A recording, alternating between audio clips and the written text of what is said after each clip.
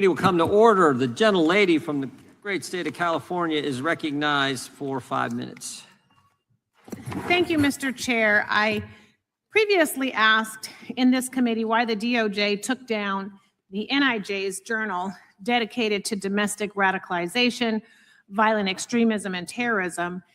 In that journal, the DOJ research found that since 1990, far-right extremists have committed far more ideologically motivated homicides than far-left or radical Islamist extremists.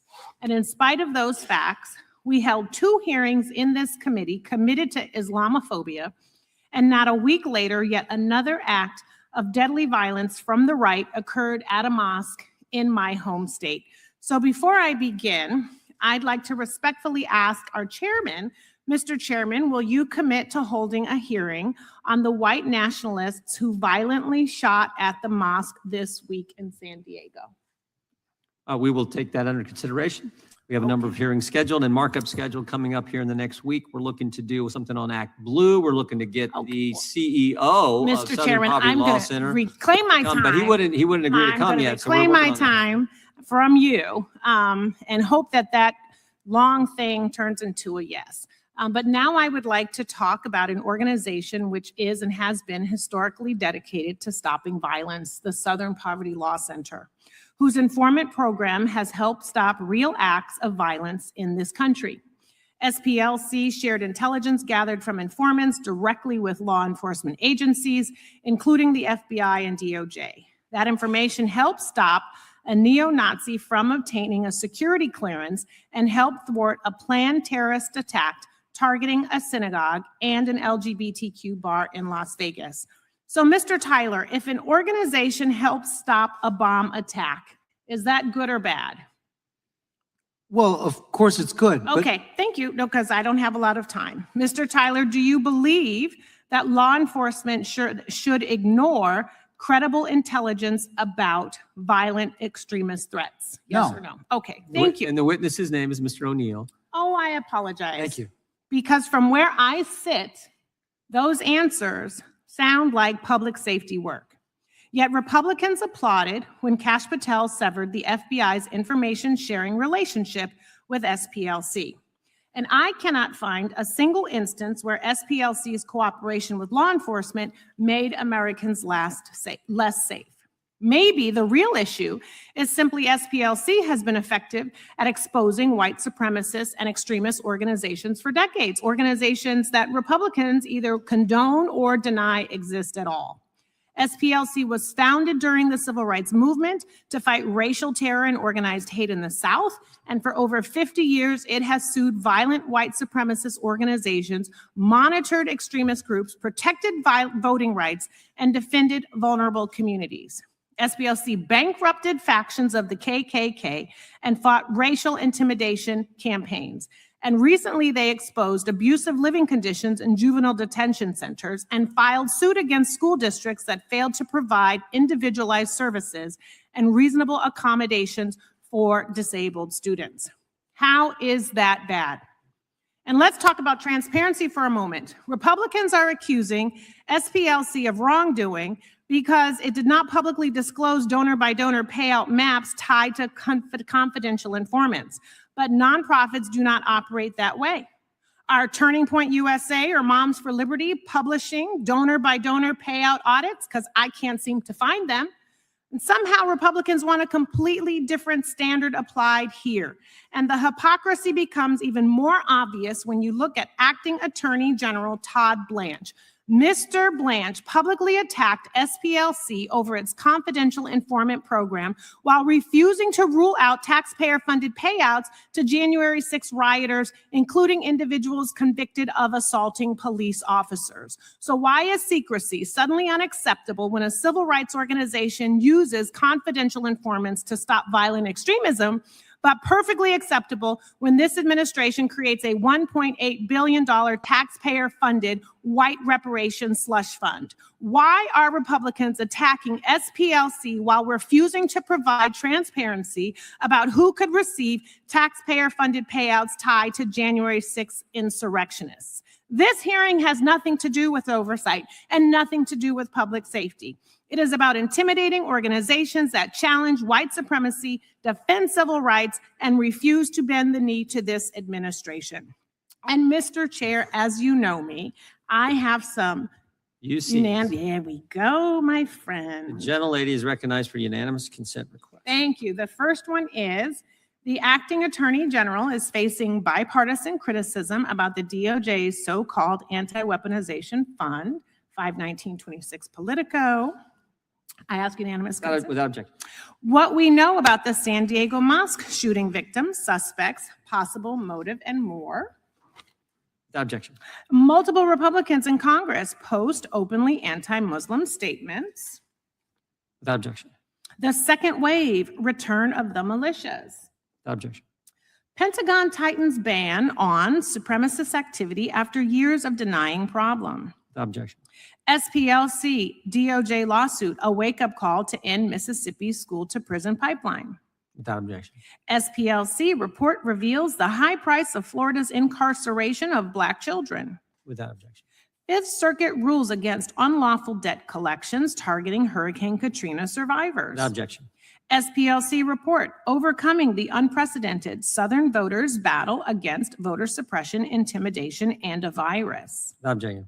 SPLC announces new campaign, Poverty is Not a Line, during Poverty Awareness Month. Okay. Without objection.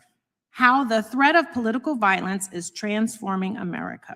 Okay. Without objection. And the last one, right-wing extremist violence is more frequent and deadly than left-wing violence. Without objection. Thank you, Mr. Chair, and I am looking forward to getting additional information Yes, on when yes. that possible hearing. And can just for the record, Republicans aren't upset when the Southern Poverty Law Center labels racist organizations racist. We're upset when they label non-racist organizations, conservative organizations racist, and we're upset when they pay racists. That's why we're having the hearing. The gentleman from gentlelady is recognized, and the gentleman from South Carolina. Thank you. The 11-count indictment of the Southern Poverty Law Center over wire fraud, false statements, and conspiracy to commit money laundering states that between 2014 and 2023, the SPLC covertly funneled more than $3 million in donated funds to individuals who were associated with several violent extremist groups, including the KKK, the National Socialist Movement, and the National Socialist Party of America. Because the SPLC was instigating rather than infiltrating these hate groups, donor money was seemingly being used to create and prop up the very hate that SPLC claimed to be fighting against. More hate means more money for the SPLC, and this led to a transformation of this corrupt and divisive group, moving towards a creator of hate within America. There is a fundamental difference between federal law enforcement using paid informants and a nonprofit organization lying to financial institutions to compensate people to foment hate, racism, and anti-Semitism. The SPLC's field sources were doing much more than gathering information. For example, the indictment notes that one field source, quote, made racist postings under the supervision of the SPLC and helped coordinate transportation to the Charlottesville event for several attendees, end quote. Mr. O'Neill, do you believe that SPLC's conduct crossed the line from infiltrator to instigator? Yes, based on the information in the indictment. So in response to the indictment, we also found out that the SPLC was sharing information with law enforcement. I've got concerns about that because of how biased the SPLC obviously is, and the information that they were sharing with law enforcement was also biased. I think that you can tell that by the questioning, or at least the accusations that were just recently made, and even some of the articles that were identified by the woman from California. The articles themselves, even accusing the folks this week of committing the horrible act at the mosque out in San Diego.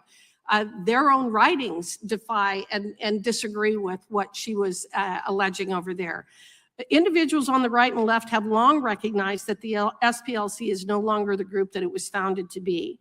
Mr. O'Neill, shouldn't we be concerned that our government and law enforcement are accepting information from knowingly biased sources? Yes, we should be concerned that they were receiving information specifically from a group that systematically demonizes concerned parents, conservative Christian groups, and even groups of LGB people who oppose the sexualization of children. So if the SPLC were instigating criminal action and then reporting such information to law enforcement, would that not raise even more legally dubious conflicts? Mr. Perkins. It would.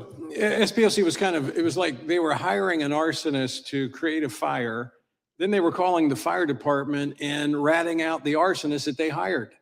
And then they wanted to get someone else, or accusing someone else of setting the fire. well, but they also wanted to get Citizen of the Year award by calling in and turning in the arsonist that they paid. It's a conspiracy that goes way beyond just money. This was about trying to demonize, silence, and completely eliminate any opposition to the left when it came to their agenda. And that's what's played out, I think, today with the questioning in your testimony. But now we're finding out that the SPLC is not only engaged in this kind of behavior, but we have schools across the country that have included SPLC information in their curriculum. Dr. Swain, what are the concerns that you have in that regard? I have concerns that the SPLC's program Teaching Tolerance is really intolerant, and many of the public and private schools use their materials, and because they have so many resources, they're able to get into the schools in a way that I think is very dangerous, because they're all about indoctrination, a very progressive agenda, and so that is my concern. Okay, I appreciate that. I believe that this program, that it's the Learning for Justice is the community education program that I am referring to. Mr. O'Neill, do you have concerns about that program as well? Yes, so it's very telling in my mind that the program that was long known as Teaching Tolerance, apparently the SPLC has become too woke for tolerance, so they changed the name to Nix the Tolerance and just go with Learning for Justice. Okay, all right, interesting. Well, I'm just about out of time. I also have a unanimous consent. Gentlelady is This recognized. is an article from April 30th, 2026 from LiveSet News. The both sides political violence narrative completely debunked. They cooked the books. An example being that all claims of anti-Semitism, they claim are right-wing or conservative attacks, when we know that is absolutely not the case. They do not count what happened on 9/11. And there are many other examples in this particular article where they have absolutely cooked the books, that they claimed left-wing violence is right-wing, when we know that that isn't true. So they're even lying about that as well. So thank you, and I yield back. Objection. The gentlelady also yields back. The chair now recognizes gentlelady from Vermont. Thank you, Mr. Chair. This president and his supporters in Congress want to turn the clock back. They're trying to undo the progress of the civil rights movement. That's what this is all about. This is about white nationalism and a direct attack on Black Americans in this country, and it comes from the very top. That's why we need groups like SPLC, because the president is systematically taking us back to the darkest chapters of American history. Rather than face accountability from the voters, he is fully embracing authoritarianism. Sham indictments against nonprofits are just one part of this plan. President Trump, his captured Supreme Court, and Republicans in this very room have supported attacks on law firms involved in civil rights litigation, dismantling the federal civil rights offices, weaponizing the DOJ to baselessly attack the president's enemies, gutting the Voting Rights Act. This is an effort to criminalize dissent. We're witnessing an intentional effort to intimidate any institution who will stand up for our rights, the rights of Americans. It's an intentional effort to silence Black voices and to undo our multiracial democracy. And the majority claims that the SPLC manufactures hate. Here's the hard truth. There is no reason that the SPLC has to manufacture hate in this country, because the Trump era has supplied plenty of it. White supremacy, Christian nationalism, violence against women, right-wing extremism, and bigotry against the LGBTQ community is flourishing. And the president just set up a corrupt slush fund to pay people who took up arms against our own government. Right now, hate is being cultivated, rewarded, and reinforced by those in power. Ms. Wiley, thank you for being here. How do these attacks on SPLC, the Justice Department, and the civil rights of Black Americans civil rights enforcement affect the civil rights of Black Americans? Significantly. And I just want to share one story we haven't talked about, because the reality is Charles Morrell III, a Black man in Boston in 2022, was just walking down the street. The Patriot Front attacked him. The Patriot Front is listed on SPLC's heat map as a hate and extremist group. The importance of calling it out is so that Charles Murray III can walk down the street and be safe. And at a time when we're talking about schools and education and children and what happens within them, we see a broadside attack on even teaching history of slavery, history of the civil rights movement that took permission away from hate and extremism and said, this country, no matter your viewpoint, no matter your religion, no matter who you vote for, and no matter what you believe, is your country. That matters for all of us. And I say every American should be concerned, no matter who you are, if we whitewash hate. I couldn't agree more, because we see every day when we turn on the news and we watch this president at press conferences, the bigotry and the hatred is coming from the top. It's a strategy. It's an electoral strategy, but it's also a cultural one. The way President Trump has routinely insulted and demeaned women and people of color has permeated this country. When he casually calls women reporters piggy and stupid and mouths the word bitch at a Black reporter. When he calls Haiti and African countries shithole nations. When he repeatedly and relentlessly spreads falsehoods about President Obama's birth certificate. It spreads the hate. As a former history teacher, I know there's going to be a reckoning. There will. And our children and our grandchildren will ask us where we stood, what we said, what we did when we had these microphones, when we had these platforms. They will ask us if we bowed down to a tyrant, to a bigot, to a man who spreads hate through his social media posts, through his appearances at press conferences. They will ask us this. And I will tell you, I know where I am. I'm standing with the people, and I'm standing with the Constitution. I yield back. Gentleman yields back. The gentleman from South Carolina is recognized. Thank you, Mr. Chairman. Hey, guys, I have a great idea. 2016, we raised $51 million. That's really good.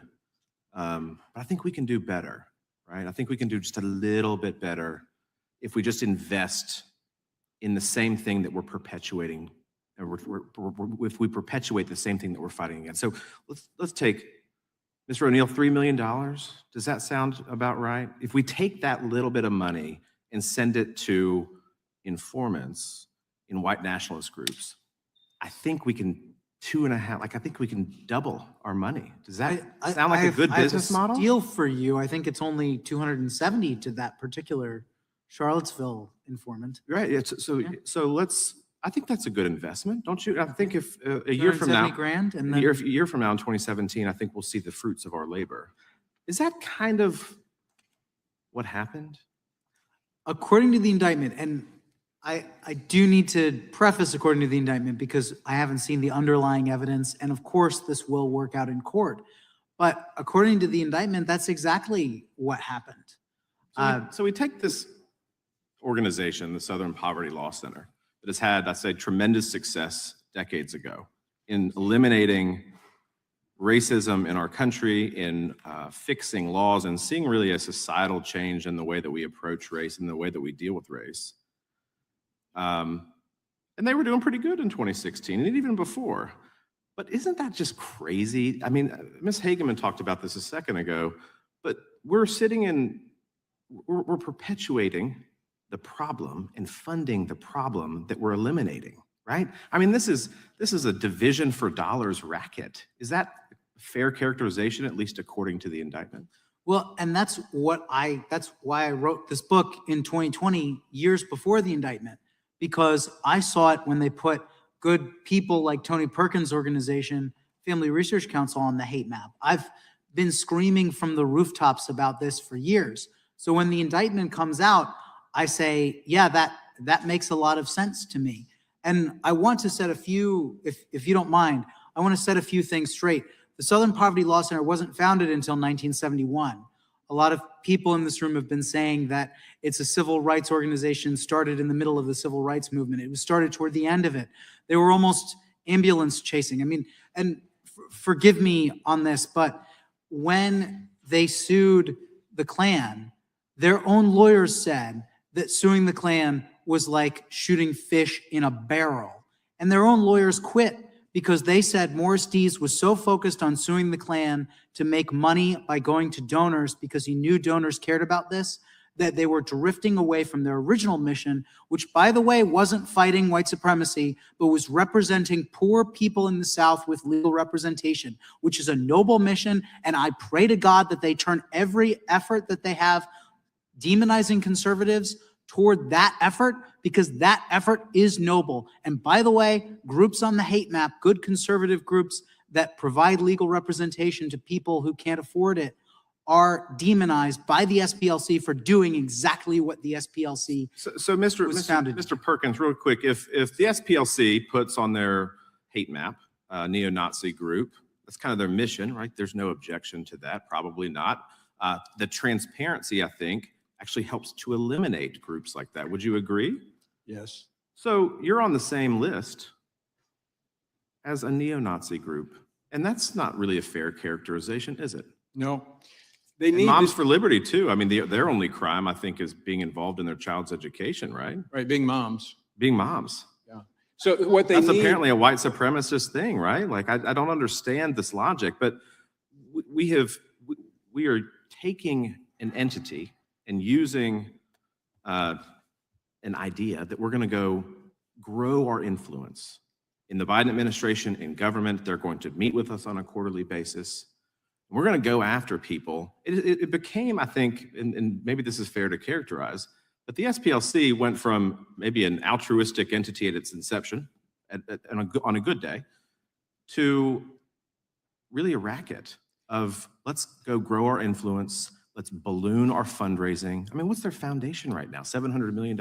Is it fair to characterize the mission creep of the SPLC in that way, sir? Congressman Fry, it's more insidious than that. They needed the white supremacist group so that they could marginalize and demonize moms and groups that adhere to biblical teaching. They needed those groups. That's why they're propping them up. This was not about money. This was about, Charlottesville was about coalescing corporations behind their initiative to marginalize and demonize conservatives so the left could march forward. It's much more insidious than what, this is like Al Capone. Does anybody believe that it was just tax evasion? Come on, he was a criminal. He killed, he murdered. And you use that to justify your existence. Mr. Chairman, I yield back. Gentleman yields back. Gentleman from Florida, which are we going? No, I was just going to note, they were 36 seconds over, and I think Ms. Crockett needs to catch an airplane, so she could go first. Gentleman from Texas, then we'll come to the gentleman from Florida. Well. It is so hard to sit here and listen to this. That's one reason I watched the majority of this and didn't actually sit in this room, because I'm sure my faces would have told everything that I was thinking. Is there anyone that finds it odd? Well, can we start here? I'm gonna start with the entire panel. Are the Proud Boys a white supremacist organization? Yes or no? Starting with Ms. Wiley. It is my view they are. It depends on how you define it. I have a book. Okay, never mind. It Next. depends on how you It's a define yes it. or no. Proud Oh. Boys, how they define themselves. Are they white supremacists? Yes or no? I have not read a description of how they Okay, define themselves. that's fine. I'm not on their mailing list, I don't know. So are you only on the mailing list of I'm not White like the supremacists, SPLC. I don't or- fund organizations that I'm Oh, against. it just seemed like you were saying because you haven't received their mail, you only received the mail of white supremacists. But go ahead, last witness. No, they're not white supremacists. And you know what? I do believe that y'all believe that. Let's try another one. Neo-Nazis, Miss Wiley. Well, yes. Nazis is in their name. Neo-Nazis, Dr. Swain. Is the question still about the Proud Boys or is it about the Neo-Nazis. We have Neo-Nazi- moved on. Neo-Nazis. neo-Nazis are hate groups? And I have a book, 2002. Okay, thank you so much. So about we're hate gonna- groups so- that I suggest that you all read. I'm It's a reclaiming my long time. book. I'm reclaiming my time. Neo-Nazis. Are they white supremacists? Neo-Nazis, are they white supremacists? Yes or no? What's that? Yes or They're no? certainly anti-Semitic, which I would join with any member of the Democratic Party. Mr. Nadler earlier was talking about standing up Okay, for the Jewish. reclaiming my people. time. Be happy to Next. do that. Yes, they're white supremacists. Woo, thank God. Jesus Christ, I didn't think we were going to get there. Oh my gosh, let me be clear. Proud Boys are freaking white supremacists. Neo-Nazis are too. And this president, who loves to coddle white supremacists, has decided that they should be given checks. The reasons that I pointed to those particular organizations is because you can go and read, I don't know how many articles, as Dr. Swain wants people to read up. I'm going to be clear. I've read my fair share of books. I do have my fair share of degrees.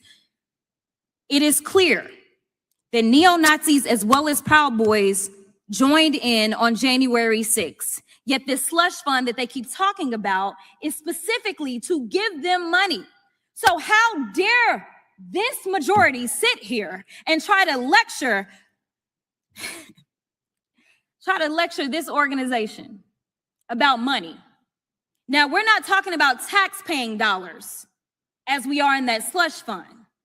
But you're telling me that $2 billion in the same country that I'm sure some of y'all would struggle with whether or not the enslavement of Black people was good or bad. I'm not even going to go there and ask y'all the question because y'all struggle with defining that these people were white supremacists. But this country still hasn't thought that reparations made sense for Black folk in this country. But at the same time, they've decided that people that are in organizations that are absolutely white supremacy organizations should get our tax dollars because they decided to tear apart or attempt to tear apart our democracy. They are being rewarded. These are people that went through our criminal justice system. When people on that side of the aisle claim that they love law and order, they went through it. They either entered pleas of guilty or they were found guilty. And this president, on day one, his priority was not around racism. It was around doing things like letting them go and now putting money in their pockets. We haven't had one hearing on white supremacy. Yet when we look at things like the killing of Ahmaud Arbery, George Floyd, Breonna Taylor, the 9 worshipers who were murdered at the Mother Emanuel AME Church, the 23 people murdered in 2019 during the shooting at Walmart in El Paso, the 10 people murdered during the 2022 shooting at a grocery store in Buffalo, New York.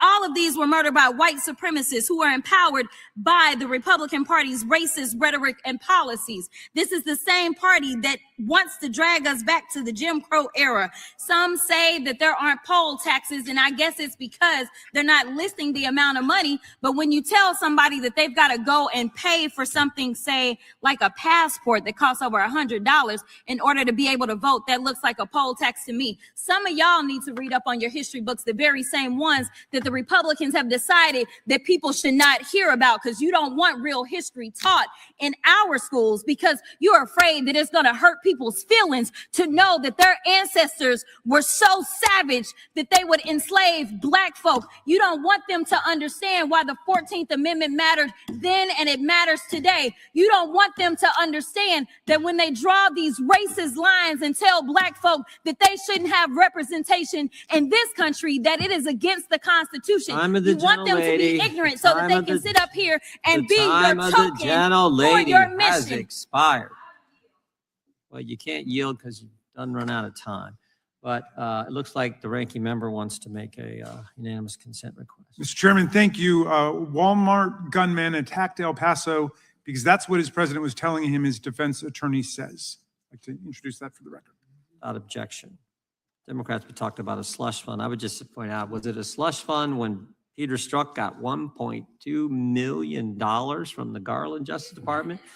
Was it a slush fund when Lisa Page got 800,000? You know, Peter Strzok's the guy that said, I'm in the Northern Virginia Walmart. I can smell the Trump supporters.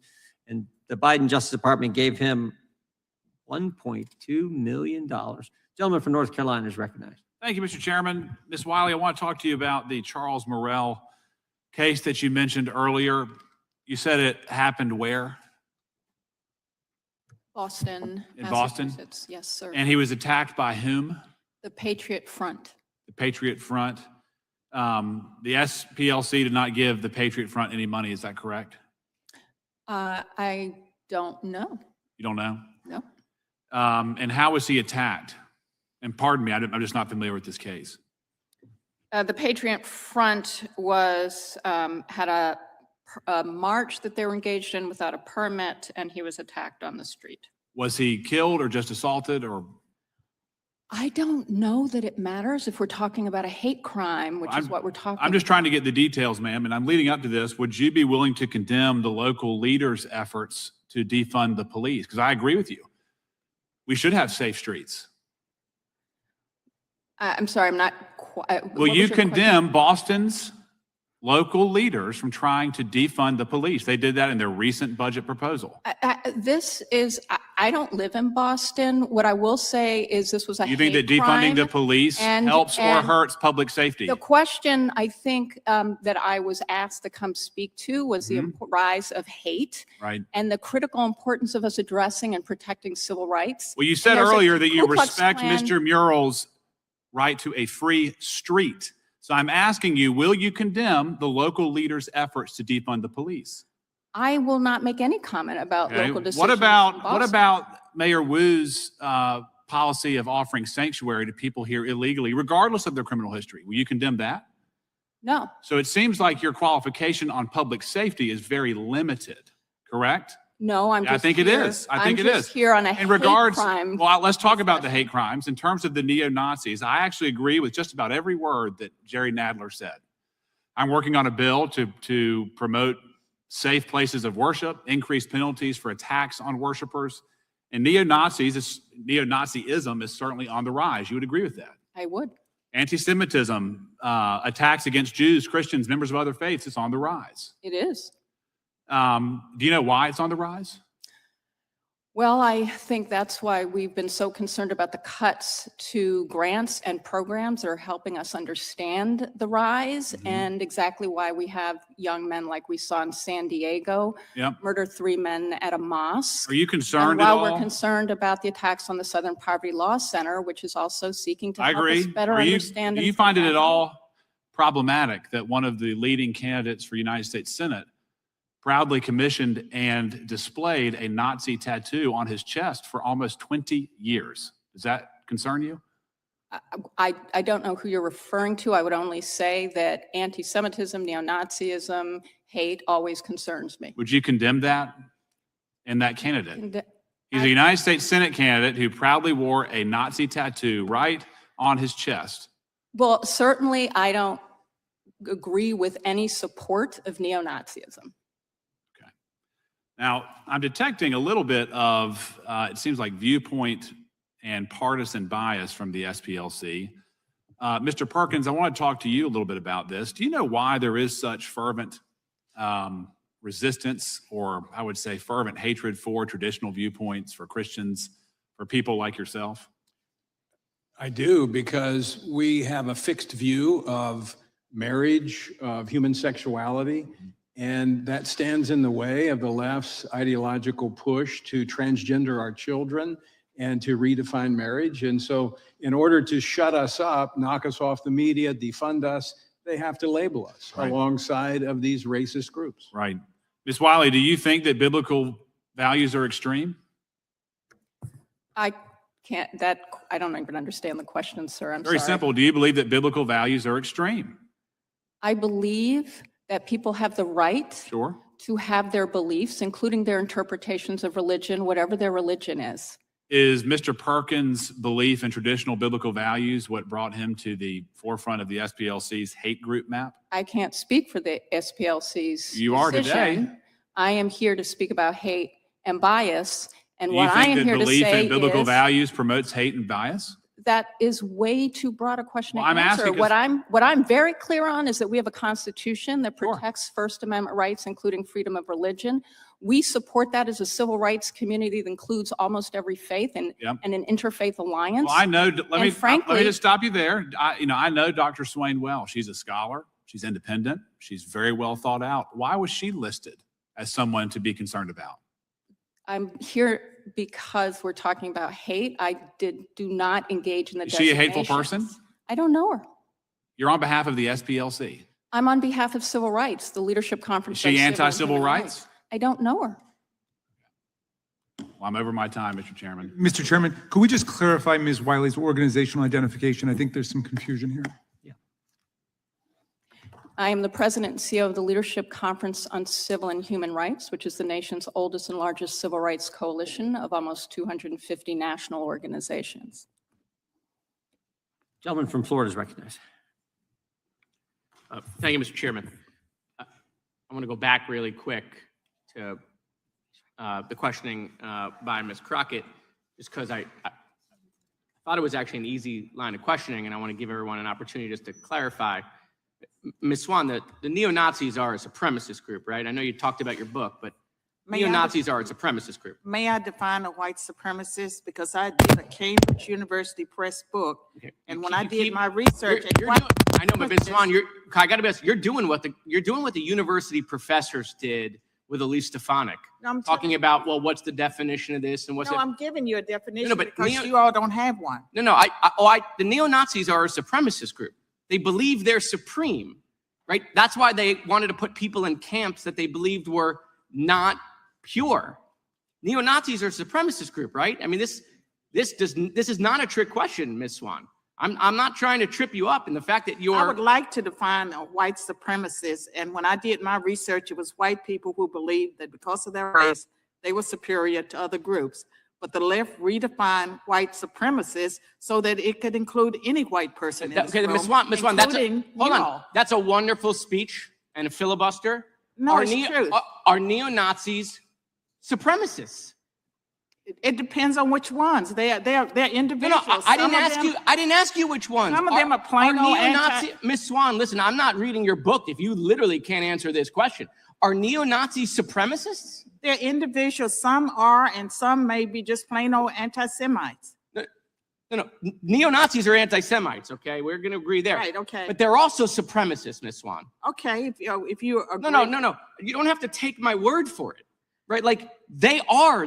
That's the whole reason they exist. But you because all they don't seem believe to- they are supreme. You all don't seem to understand that a white Who's they all? supremacist I'm not a until neo-Nazi. redefined. Who's they all? I'm a regular person asking another regular person Okay. if we can agree that neo-Nazis are Okay, supremacists. I will agree with you. Okay, I don't want you to be forced into it. I would agree with you, but I suggest you all take the time and read my Cambridge University Press book Listen, that was nominated for Miss a Swan, Pulitzer listen, Prize. Dr. Swan, I can promise you there's no freaking way I'm buying your book.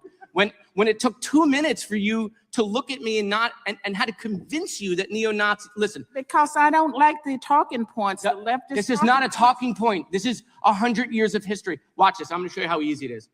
Mr. Perkins, are neo-Nazis supremacists? They are supremacists. Thank you, sir. Mr. O'Neill. Yes. Okay. Dr. Swan, that wasn't a trick question for them. I wasn't trying to trip them up. I wasn't using DNC talking points. This is part of the problem. And I didn't even want to do this, quite frankly, because I'm not interested in making this stuff political, right? I got Democratic candidates in Texas coming out yesterday and saying that Jews belong in concentration camps again.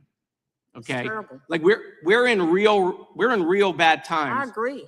And so if we put these hateful conversations in our political box and we do the whataboutism, this is just going to continue to spread hate. I agree with 100%. We agree. Right. And that's why we got to be able to at least agree to a simple set of facts that neo-Nazis are supremacists. right? Okay, we've moved on. We've moved on. You're there. But you all use white supremacists as a broad statement. It I doesn't apply to every didn't, white person. listen, I didn't say anything other than they're supremacists, Okay, and they are. I apologize to you, sir. Okay, no, you don't have to apologize to me. I just want you to understand, like, if we can't agree on a simple set of facts, then we can't solve real problems. So, Mr. Chairman, this obviously was a specific topic that you had scheduled a couple weeks ago and invited these witnesses in. But I got to be honest, like the last week, the amount of anti-Semitic messages, voicemails, text messages I have gotten, stuff on my social media, an assassination plot, a couple months ago, someone serving 25 years in jail, and now watching someone running for office trying to join the greatest deliberative body ever created on this planet, who thinks the way forward for America is to look at 1940s Germany. Okay, my grandmother was part of the Kindertransport out of Germany. Her parents died at Auschwitz. My kids are not going to an internment camp, I can assure you. And it's becoming so normalized. It is, we've gone from, there's Americans who donate to elected officials, that are AIPAC, and then it's, okay, Netanyahu, and then it's, okay, maybe we shouldn't support foreign money, and then, okay, now we're gonna call these people Zionists, and now we're at concentration camps. By the way, we got the concentration camps much faster than I thought we would get, but here we are. And it's real scary. People are scared. People don't want to show their Jewish stars anymore. They're moving into neighborhoods just to be around other Jews because they're concerned. And one of my Republican colleagues, and I know I'm over, Mr. Chairman, I'm going to wrap it up. One of my Republican colleagues asked, do we know why it's spreading? Hate, all sorts of hate, not just anti-Semitism. This is why it's spreading. It's all here. It's really here. Go poll young kids versus seniors. It's a dramatic difference in the amount of hate young kids have versus seniors. This is the difference. You're seeing it in voting patterns. You're seeing it in belief systems. We've let foreign governments and bots just totally weaponize this. No countries can beat us militarily. We're stronger than everyone combined, but they are gotten us fighting amongst ourselves, dividing us at each other's throats. So if you ask me why things are so bad, I mean, just spend a couple minutes, go to my Twitter, go look at some happy things, like a happy Veterans Day or happy Memorial Day that I posted. Look at the hate I get. It is out of control. So, Mr. Chairman, I appreciate you doing this hearing in general, but real hate is spreading in this country in ways that my grandparents, they're gone. But I can't imagine if they were alive to see what was going on here.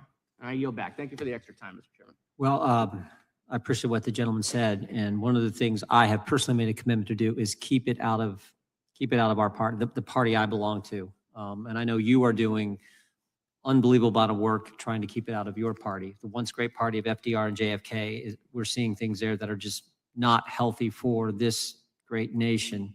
And I'm committed to doing everything I can to make sure it doesn't get involved in the Republican Party.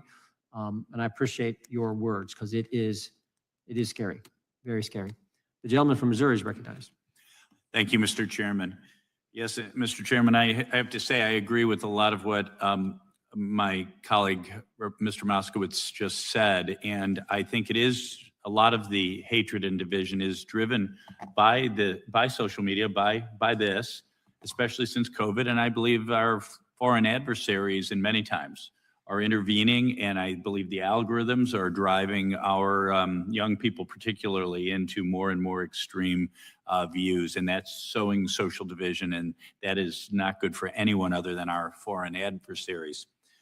But Mr. Chairman, thank you for holding this committee. It is truly astounding to me the lengths to which the Southern Poverty Law Center has gone to preserve its relevance.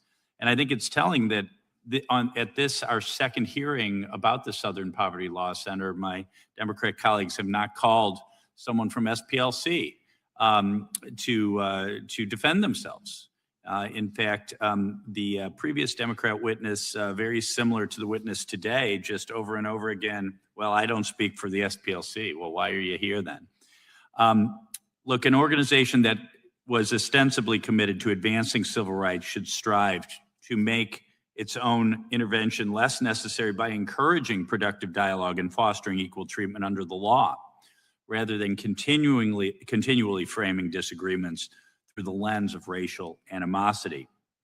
If the SPLC were serious about dismantling hate, it would not be funding it, nor would it be engaging in conduct that promotes division for institutional or political gain. Mr. O'Neill, is it a common practice? You've written a lot about nonprofit organizations or NGOs. Is it a common practice for NGOs to channel money through intermediaries, entities in ways that obscure the ultimate recipient or purpose of those funds? Yes, to some degree. There is dark money funding through, and this happens on both the right and the left. Sure. You have groups like 1630 Fund and the Tides Foundation that seem set up to hide which donors are funding which projects. Okay. And are there legal or ethical issues with this? I don't know, money laundering, if you will? That's a complicated question. Yeah. It is not money laundering. Yes. There is a very important First Amendment right established and upheld through NAACP v. Alabama and most recently AFP v. Bonta that Americans have the right to give to causes they believe in. Yeah. That said, there are questions about this cloaking of dark money. What is not covered in this is lying to a bank by saying you established an account for one purpose and then using it for another. Yes. Okay. Does the SPLC reveal what the criteria or metrics are to determine which organizations or individuals are included in their hate map? They claim to, yes. They have Because when very I look, weaselly language. They say Yes. when a group vilifies other people, typically by their immutable characteristics, but they use the word typically Yes. because they have anti-immigrant hate groups. yes. And so your immigration status is not an immutable characteristic. So FAIR, Center for Immigration Studies. Correct. I've studied their work quite a bit, and all I see is desire to enforce federal immigration law, but somehow that makes you a hate group. Well, let's go to someone right here. Dr. Swain, are you an apologist for white supremacists?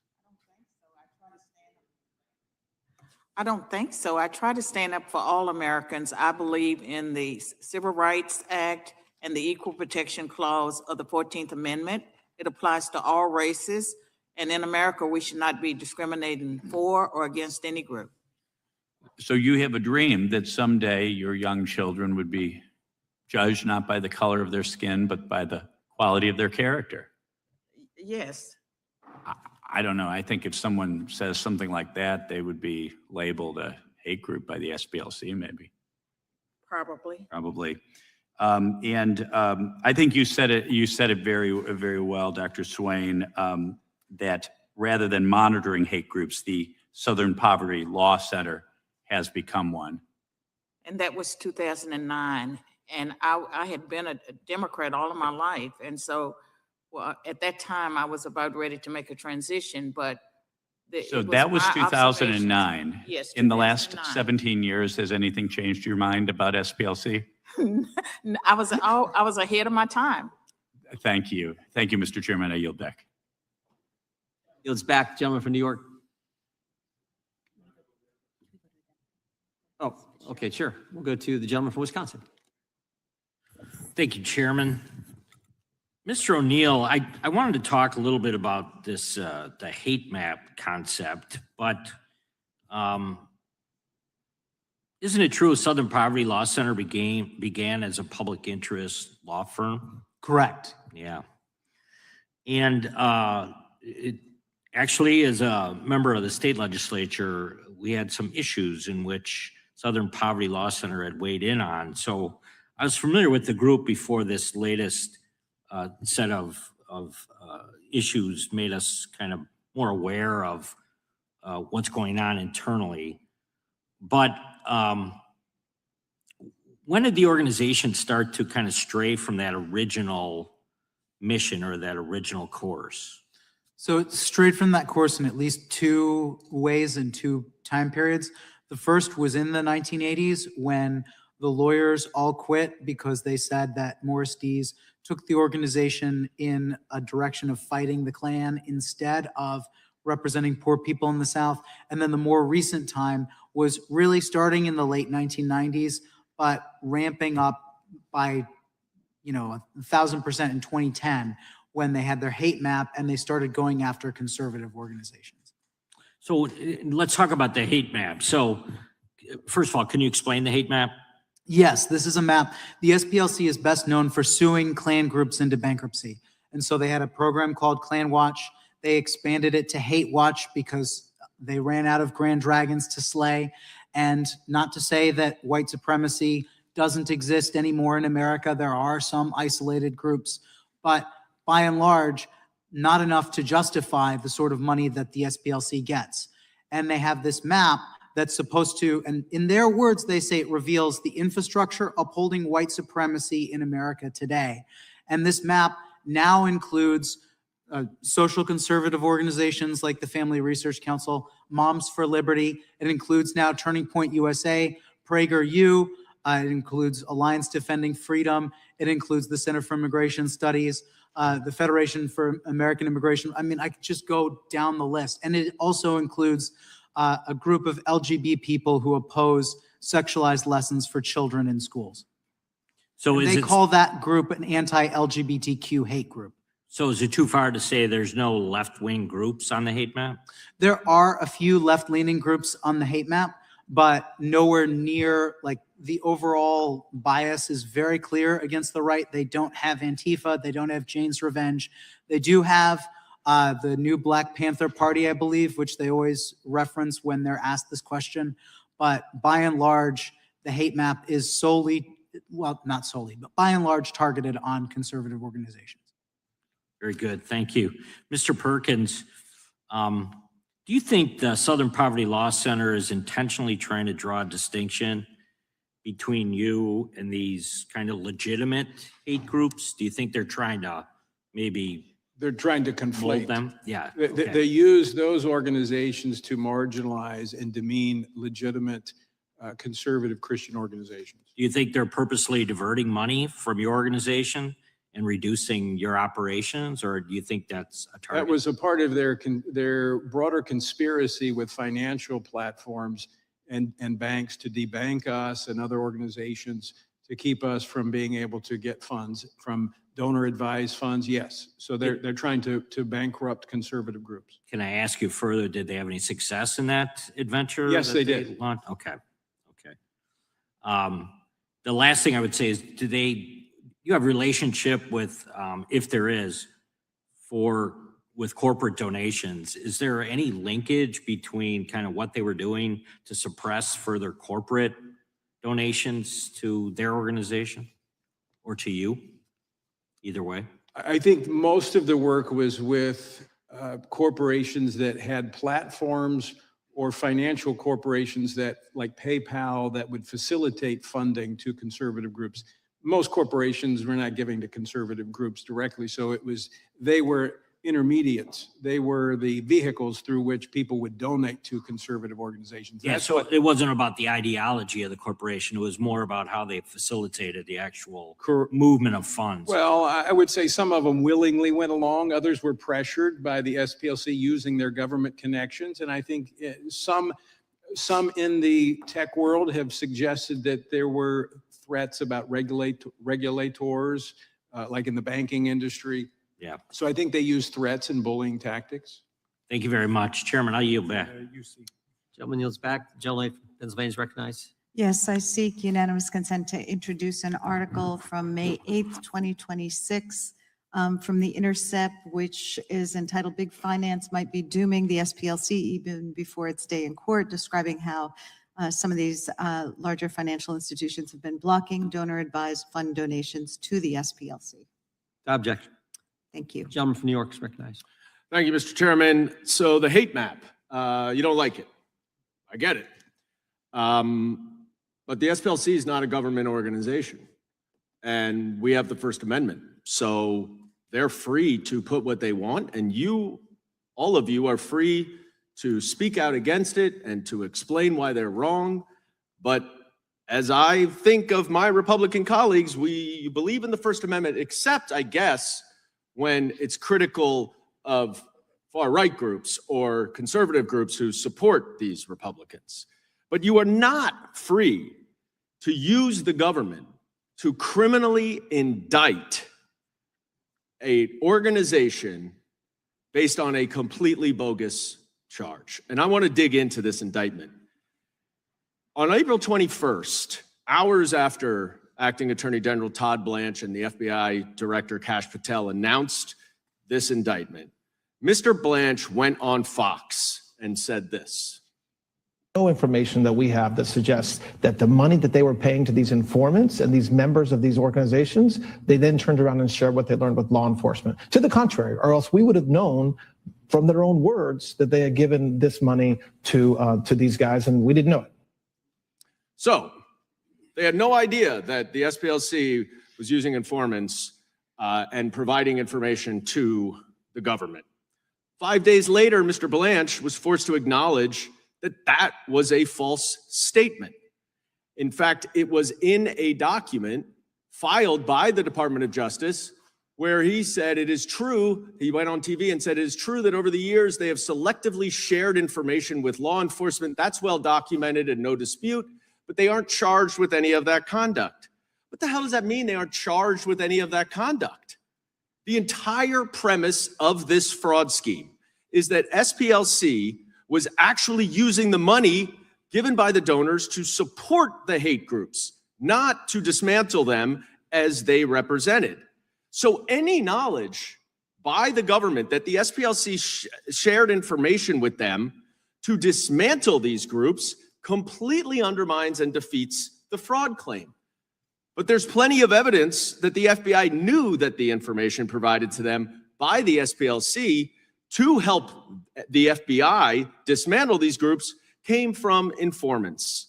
In fact, 2 weeks before the indictment, the SPLC presented the U.S. Attorney's Office with evidence that showed that they had been sharing information from informants with the FBI dating back to 2018.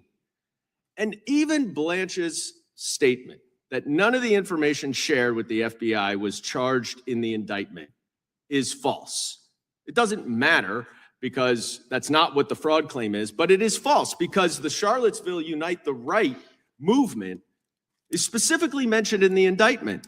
But the indictment does not mention the 45-page report that the SPLC sent to multiple FBI offices before the Unite the Right event that included information from their informants. Now, we've established that. Now we know this fraud claim is completely bogus, but it gets worse because it's not even part of the allegations. In paragraph 19 of the indictment, it explains the fraud scheme. It says that the SPLC represented to the victim donors that their money would be used to help dismantle violent extremist groups, but that they did not tell those donors exactly how they would do that. So it actually charges fraud by omission, not misrepresentation. But in order to have fraud by omission, you must prove that the omission was material to the victims such that they would have acted differently if they had known about it. But there isn't a single allegation in the indictment that any donor would not have donated if they knew about the payments to informants. In fact, everything we know is the opposite. Ms. Wiley has pointed out repeatedly about how donors are trying to continue to give. And that Intercept article that Ranking Member Raskin introduced cites 20 donors who now say that they either knew about the paid informants or they would have made their donations anyway. And so what is this really about? It is weaponizing and politicizing the Department of Justice, not any of your groups to quash and squash free speech, to muzzle people that because you are trying to protect far-right investigations who are huge supporters of the Republican Party. They may not do any oversight over this indictment, but I guarantee you when we take the majority back in January, we will be doing that oversight and they will be held accountable. I yield back. Gentleman is back. Gentleman from Texas is recognized. Thank you, Mr. Chairman. Thanks for holding this hearing, and thank you to the witnesses for taking the time to be here and testify before us. We certainly really appreciate that and appreciate your expertise. Ms. Wiley, I have a couple of questions for you. Do you still believe in defunding the police?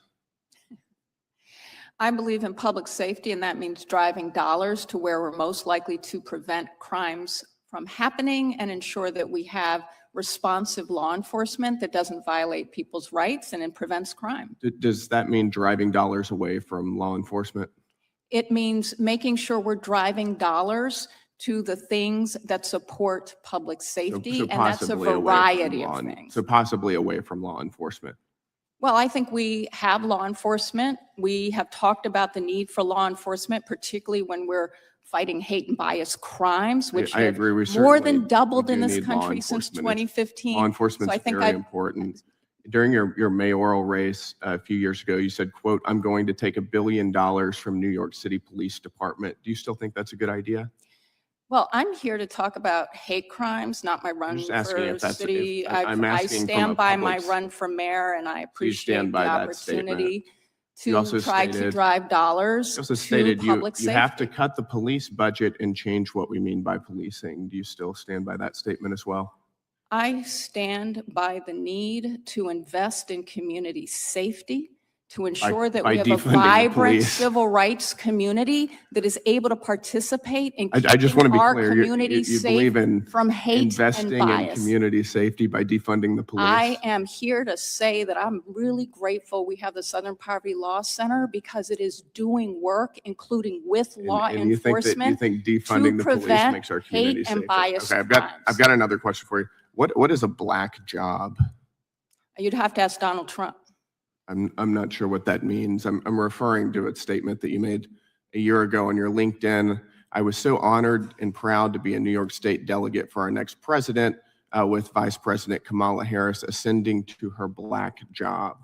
Donald Trump made a comment that was very stereotypical about black people, and it was a Is that joke about his stereotypical statement about What black. is a black job? You'll have to ask Donald Trump. I have to ask. Well, Donald Trump's not on the witness stand. So Well, I'm asking and you. I'm here to talk about hate crime, which I hope you want to talk about as If the well. gentleman will Hillary yield, I Clinton- can clarify that. No, I'd like to hear from the witness, but I appreciate it. Could Hillary Clinton have filled that black job?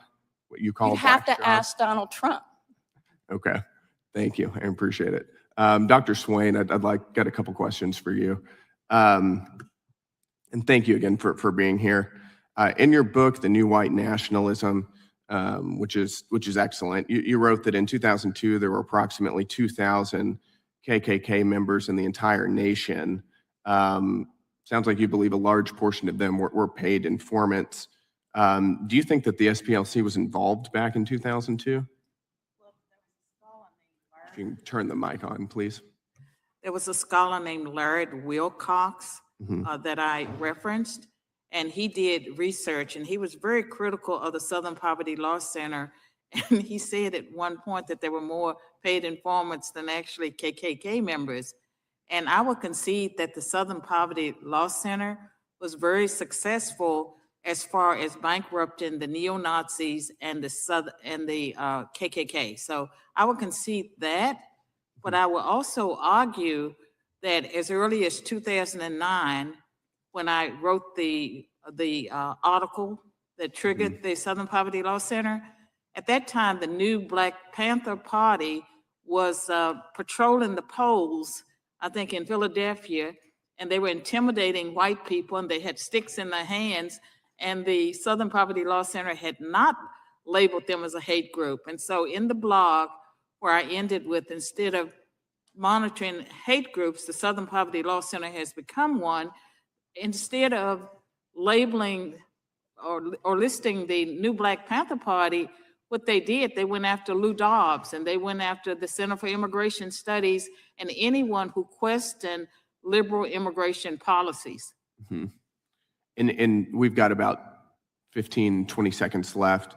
Can you just, to sort of close us out, what are the dangers of paying for these informants and extremist groups like the KKK? You get biased information if you're paying people for information. And one of the dangers for our society is that the Southern Poverty Law Center has pretty much become an arm of the Democratic Party. They are very partisan. They should not have that 501c3 status if they're going to take a side in, if they're going to be biased in how they monitor groups and how they destroy individuals like me. Thank you, Dr. Swain. Gentleman yields back. Gentleman from New York is recognized. Mr. Chairman, could I just do one UC? That's what I'm doing. I think they both want. Okay, go ahead. So sorry. This is in direct answer to the gentleman from Texas question. New York Times, what's a black job? Trump's anti-immigration remarks are met with derision. Trump accused immigrants of stealing black jobs during Thursday's debate, prompting criticism from Democrats and other social media users. So I'm glad to see that the gentleman's on our side. Thank you very much. Gentleman from New York is recognized. I have another unanimous consent motion to enter into the record an April 17th letter from the attorneys for the SPLC 4 days before the indictment, where the organization reminded him of his obligation as a federal prosecutor to inform the grand jury of information that negates evidence of wrongdoing by SPLC, of which there is much. Without objection. Chair now recognizes gentleman from Washington.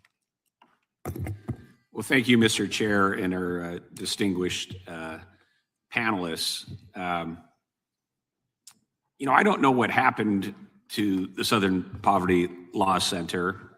I know growing up in the inland Northwest in Eastern Washington, I had some fond, at least favorable memories toward the Southern Poverty Law Center when we had an Aryan Nations compound in the Coeur d'Alene area. And it resonated with me that the SPLC had played a role in getting those folks out of our communities, and it was generally viewed upon favorably. So I don't know how it went from that organization to what I think today could be accurately described is an almost militant, weaponized arm of a progressive Marxist political project here in the United States.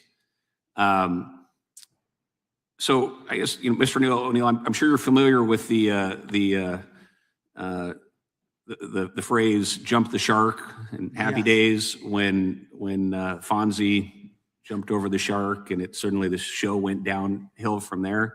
Yeah. And you spoke about the quest to start to focus on raising money from SPLC, but how did this organization again go from doing some good work against real racists like the Aryan Nations to suddenly targeting people trying to exercise their First Amendment rights and care about kids like Moms for Liberty? Where is that process?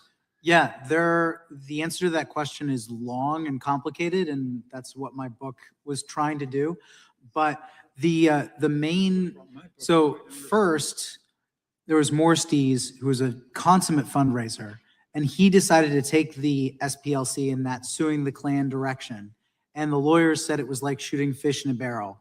But I think the real answer to your question, the substantive answer, is that we've seen on the left this ideological drift where it used to be that they would stand for your right to disagree and speak openly.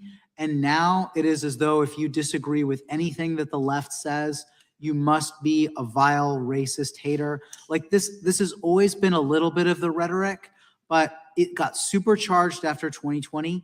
And one of the reasons why Moms for Liberty is on the hate map is because many people on the left seem to work themselves into a lather and think that America is still systemically racist. And critical race theory is so deeply, their idea of critical race theory is that white supremacy is so deeply embedded in our institutions that you have to have a fundamental revolution on a systemic basis Otherwise, you are supporting white supremacy. And that's the main reason, I think, why the SPLC justifies calling conservatives the infrastructure upholding white supremacy. Do you think the SPLC is interested in racism being solved? I don't have expertise on that particularly. I think I wish I could say that I do believe that, but I don't know. You know, our colleague from Florida, I think, spoke very passionately, Congressman Moskowitz, about really concerning rise on anti-Semitism. And, you know, when we see these issues of hate that can manifest themselves online in the social media sphere, often with foreign actors, you know, the area that I'm really concerned about is the conspiracy theory mindset and this kind of derangement in the fever swamps of the internet that can play upon these things. And that's one of the reasons why what's happened to SPLC is so concerning, because not only does their own activities of funding these informants, so-called informants using donations to fund racism itself, but just this whole project certainly is laden with fervor for conspiracy theories. And we really do need some good think tank work, NGO work, and other work to focus on this issue across the board of fighting conspiracy theory. And so, you know, however it did happen, this jumping of the shark for SPLC really did, Southern Poverty Law Center, I think, really was a detriment to society as a whole. I'll just close by saying thank you to all the panelists, but for all the good work you do, Ms. Swain, Mr. Perkins, Mr. Neal, and Ms. Wiley. And with that, Mr. Chairman, I'll yield back. Gentleman yields back. I want to thank our witnesses for being here today, for their great testimony. And I want to thank those members of the audience who were here with us for the entire hearing, particularly Leo. Thank you. But we appreciate you all being here and what the committee was able to gather from your fine testimony. The witnesses are excused. Mr. Chair, I'd like to offer in unanimous consent. Gentlelady is recognized. Thank you all again. Thank you, Mr. Chair. I have two I'd like to enter into the record. The first is Gentlelady is recognized. from the Center for Economic and Policy Research, January 26th, the Black jobs deficit cost Black Americans $87 billion in 2025 because of strong anti-Black bias in hiring. No objection. And I would like to enter to the record, June of 24, Forbes, Black Americans respond to Trump's notion of Black jobs. No objection. Thank you, Mr. Chair. Gentlemen, the ranking member is recognized for a motion, I understand. Yes, Mr. Chairman, thank you. Pursuant to Clause 2K6 of Rule 11, I hereby move to subpoena Acting Attorney General Todd Blanche, Associate Attorney General Stanley Woodward, Treasury Secretary Scott Bessent, IRS Chief Executive Officer Frank Bisignano, Treasury Department General Counsel Brian Morrissey to testify before the committee at a hearing on Donald Trump's nearly $1.8 billion slush fund to reward insurrectionist rioters and other alleged victims of weaponization. Ranking members made a motion. Chairman, Gentleman from California is recognized. Motion on the table. Motion has been moved. There's been a motion to move and put lay the motion on the table. The motion is non-debatable. The question occurs on the motion to table. Those in favor say aye. Aye. Those opposed, no. No. Opinion of the chair, the ayes have it, and the motion is We have a tabled. recorded vote, please, Mr. Chairman. Request for a recorded vote being asked for. A recorded vote is requested. The clerk will call the roll. Mr. Jordan. Yes. Mr. Jordan votes yes. Mr. Issa. Mr. Biggs. Mr. McClintock. Mr. McClintock votes aye. Mr. Tiffany. Mr. Massey. Mr. Roy. Mr. Fitzgerald. Mr. Fitzgerald votes aye. Mr. Klein. Mr. Klein votes aye. Mr. Gooden. Mr. Gooden votes aye. Mr. Van Drew. Mr. Nels. Mr. Moore. Mr. Moore votes aye. Ms. Hageman. Ms. Hageman votes aye. Ms. Lee. Mr. Hunt. Mr. Fry. Mr. Kiley. Mr. Kiley votes no. Mr. Grothman. Mr. Grothman votes aye. Mr. Knott. Mr. Knott votes aye. Mr. Harris. Mr. Harris votes aye. Mr. Onder. Mr. Onder votes aye. Mr. Schmidt. Mr. Gill. Mr. Gill votes aye. Mr. Baumgartner. Mr. Baumgartner votes aye. Mr. Raskin. No. Mr. Ruskin votes no. Mr. Nadler? Ms. Lofgren? No. Ms. Lofgren votes no. Mr. Cohen? Mr. Johnson? Mr. Johnson votes no. Mr. Liu? Mr. Liu votes no. Ms. Jayapal? Ms. Jayapal votes no. Mr. Correa? Ms. Scanlon? No. Ms. Scanlon votes no. Mr. Neguse? Mr. Neguse votes no. Ms. McBath? Ms. Ross? Ms. Ross votes no. Ms. Ballant? Ms. Ballant votes no. Mr. Garcia? Ms. Kamlager Dove? No. Ms. Kamlager Dove votes no. Mr. Moskowitz? Mr. Goldman? Mr. Goldman votes no. Ms. Crockett?